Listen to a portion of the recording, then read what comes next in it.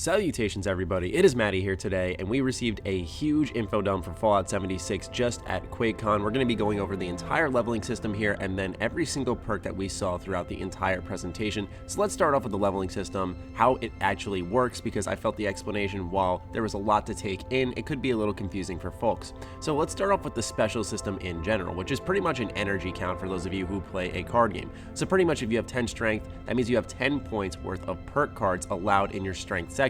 For an example, your barbarian, if it's fully ranked at 3 perk points, that will be its cost, and perks can in general range from 1 to 5 cost. So now you've used 3 of your 10 and have 7 points remaining. Also, special does cap out at 15, and you are prevented from putting points into the special at level 50. So it does make the investment into your build very precarious. You have to think it out, so you have to make sure that you don't just go with the wind and build whatever, like in Fallout 4 where you can eventually have everything. In Fallout 76, it caps out. Also, every time you level up, you gain a special point and a perk point from that special point. So if you were to level up, select once again, sticking with that strength example, you would have to upgrade that and pick a perk point from that area. You can also combine 2 of the same card to make a stronger version of said perk card. Then there are perk card packs that you receive every 5 levels. Are these microtransactions in the future? I'm unsure, but what happens is that if you crack open this pack, it adds some randomness to the leveling system, encouraging you to see and try out other perks that you earn. And finally, there is mutations, which is my favorite announcement of this entire panel. The way Jeff Gardner had described one of the mutations is that he had this thing called bird bone, which lowered his strength and carry weight, but allowed him to jump 2 times higher. So I think it's going to lead to a little bit of diversity in player builds, and we'll get into exactly how the perk card system can allow that as well. So now let's move into every single perk we had seen throughout the entire Fallout 76 character system presentation. So we're going to be taking from both the cartoon section as well as the gameplay that Bethesda Game Studios had debuted with us. It starts off with 2 endurance perks and 1 perception perk. We have bare arms, which is at its base value. Heavy guns weigh 80% less, so I'm sure if it's at that 4th rank, then you have heavy guns that weigh 80% less, which is pretty helpful. There's also night person, which is you gain 1 intelligence and 1 perception between the hours of 6 p.m. and 6 a.m. And lastly is revenant, which you gain a 25% damage bonus for monsters when a player revives you. So there is player reviving when you are in a squad in Fallout 76, which I think is a very important detail. So if you do go down, you do have the potential to be revived. It's not that you instantly die and have to respawn somewhere. Like in the Q&A, they said you either have to pay if you go to a very specific area outside of a certain realm, but it's also free if you spawn in a nearby area or at Vault 76. Next is a slew of perks. Some of them are hidden behind the ones that we already have in front of us, so I made sure to look up those as well. Some of them are actually brand new, but let's start off with bodyguards, which is gain 6 damage and energy resist, a max of 18 for each teammate excluding yourself. So if you're in a team of 4, because you have 3 teammates, you're going to gain that total of 18 energy and damage resistance. So it doesn't count yourself, so you can't get up to 24. Next is friendly fire, which we have no information on because that is a brand new perk. Perhaps it's something that you take less damage from teammates. There's also Quack Surgeon, which is another brand new perk. And lastly in this stack is Animal Friend, where if we look at Fallout 4 as our most recent example, it gives you the chance to pacify/control hostile animals. I imagine that a lot of these perks are going to carry over from their Fallout 4 counterpart. We also have Grease Monkey, which is workshop items are 30% cheaper to repair. That's at its 1st rank, so I imagine at rank 2 it'll be somewhere between the 50 to 60% threshold. Then we have another stack of red perks in the agility section. The first one is Dodgy, where you spend 30 action points to avoid 10% of each enemy attack. So normally in Fallout you could spend action points to use it on VATs, but now you're actually able to use it to avoid attacks. So I'm curious to see how that'll work out, especially in the PvP aspect of the game. Then there's Adrenaline, which in Fallout 4 you gain a 5% bonus damage per rank. This is actually a survival mode only perk where you'd gain ranks by killing enemies, but you'd lose said ranks while sleeping. So in this game, it's actually a perk card. I'm not sure if it exactly works like in Fallout 4 survival mode where it would carry on over time. There's also Gun Fu, which increases damage in VATS when targeting enemies consecutively. In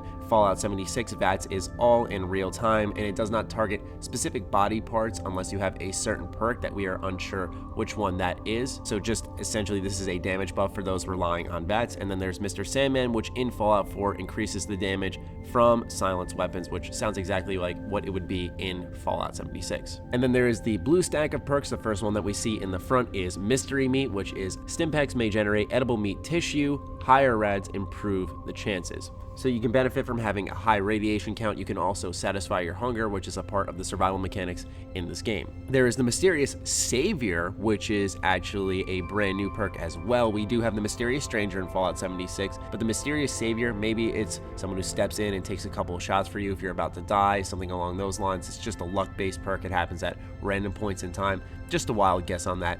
Lastly, in this stack is the Grim Reaper's Sprint, which in Fallout 4 increases the chance for kills and VATS to restore all action points.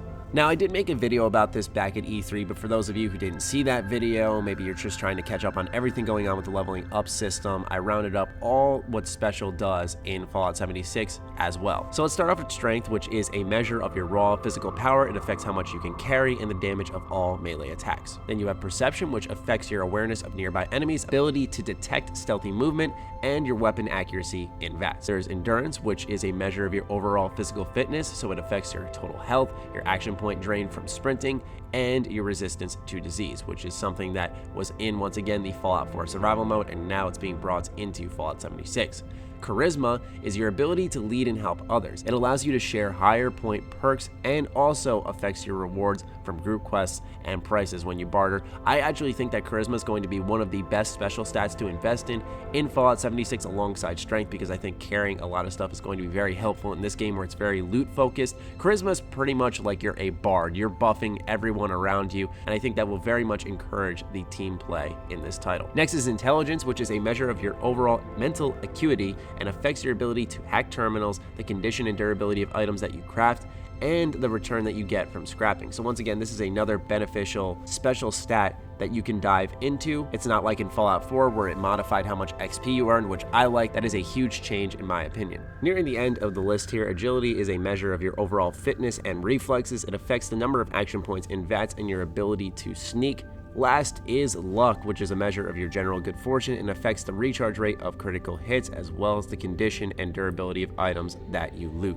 Now that we know what the special system in this game does, let's get into some more perks. Starting off with some strength perks, we have Gladiator, which your one-handed melee weapons now do 10% additional damage. In the background, there is also Through Hiker, which your food and drink weights are reduced by 30%, so this is yet another strength perk. As we progress along inside the Fallout 76 panel, we'll see a part where there's a challenge that's complete, which you survive to level 4, and you earn what is a perk pack. So I'm not sure if each time you complete said challenge, you're going to always be earning perk packs, but there are those in the game. In the perception section, we have Green Thumb, which you have a 25% chance to reap twice as much when harvesting flora.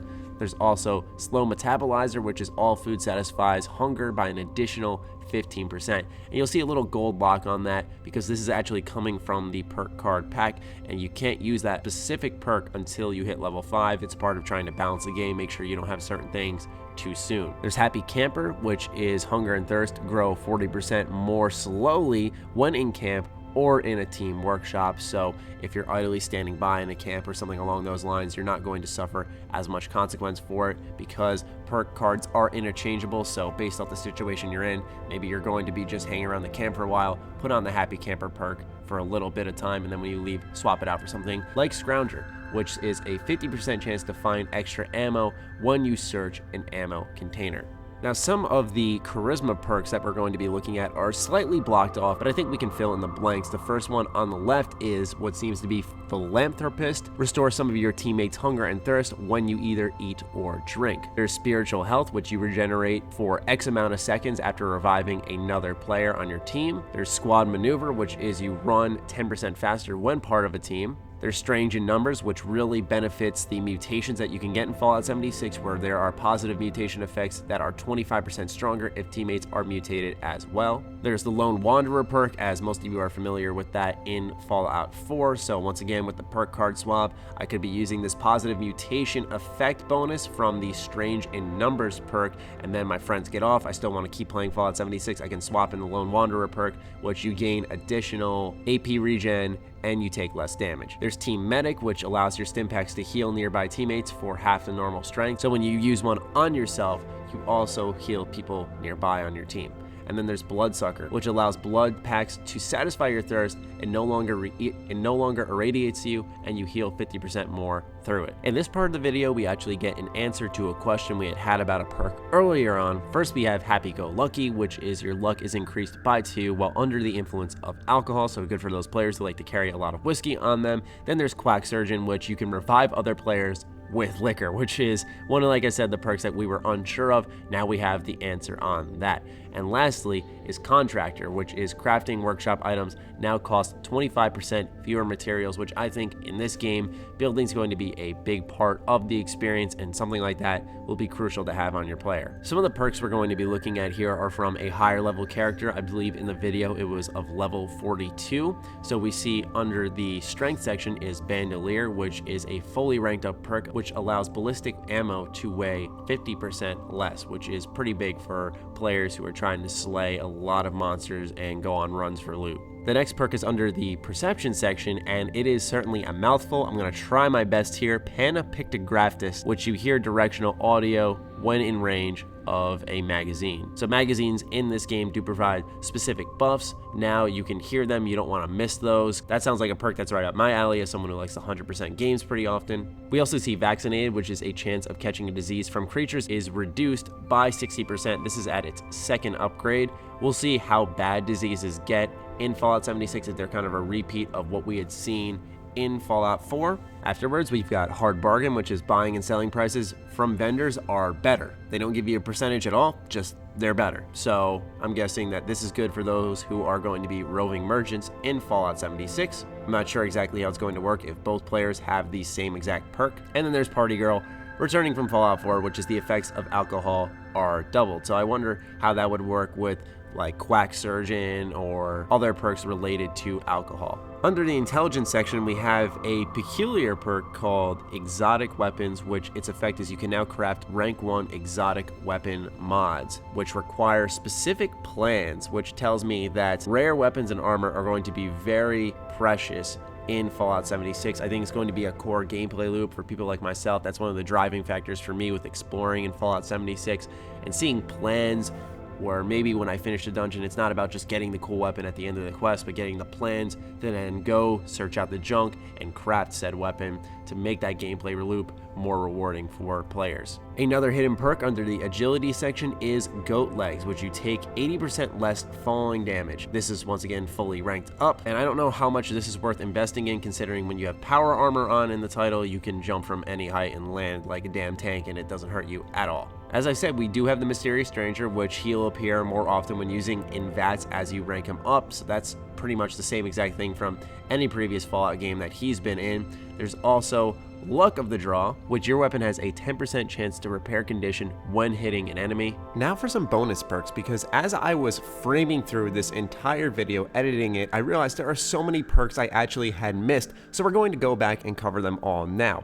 During the perk pack section, we actually see Bullet Shield. It's a little blurry, but from what I can gather, it says gain 10 damage resistance while using a heavy gun. There is the Sniper perk, and there is also the Outlaw perk. The Outlaw perk seems to be based on the brand new PvP info we received about how bounties build up over time if you were to murder someone in the wasteland. Behind the Gladiator perk, if you look close enough, you can see that there is some type of team healing perk for the Charisma tree. There is Perceptibobble in the perception section, which allows you to hear the audio when you are in range of a bobblehead, so it's the same thing as the magazine perk. Sturdy Frame, which is along the lines of pretty much every strength perk we've seen, which reduces the weight of armor in this case by 25% at rank 1. There's Expert Slugger, where your two-handed melee weapons now do 10% additional damage. This is also at rank 1. Batteries included, which allows for energy weapon ammo to weigh 30% less. I'm sure you're seeing a trend at this point in time when it comes to strength perks. With Endurance, we have there's no chance you get addicted to alcohol. I'm actually considering some type of alcohol build for my first character because it seems like it's really beneficial. I mean, you can revive people with it, you can get these benefits doubled, you can become non-addicted to it, so